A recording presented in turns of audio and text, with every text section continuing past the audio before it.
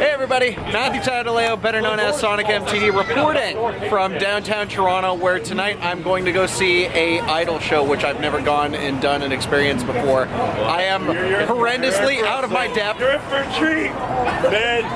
You're in for a treat. I'm apparently in for a treat. You're in for a treat.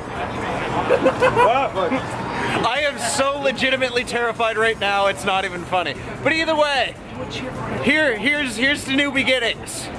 Let's do this.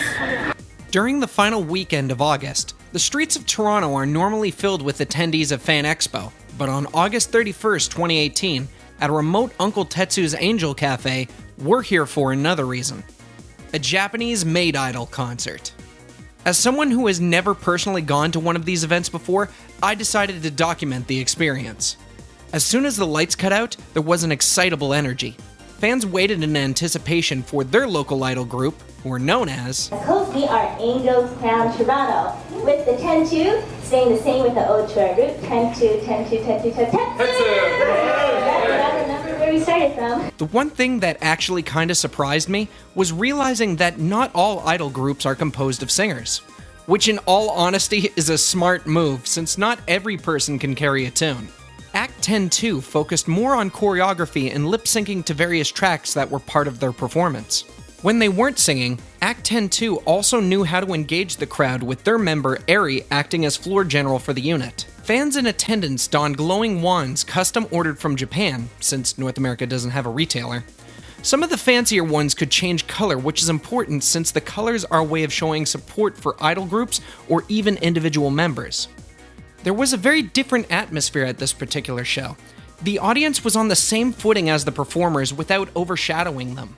Whereas a comedy show can have the audience heckle the comedian, or a musical act having to first win over the crowd before they join in, this crowd was essentially cheerleading in time with the performance and almost growing to a point where I couldn't personally hear the music.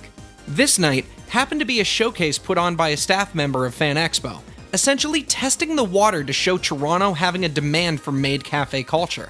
What a better way to prove that than by bringing in a group from one of the biggest Maid Cafe chains of all time. 3 representatives from Akihabara, Japan's Maidreamin performed a small set much to the delight of the crowd.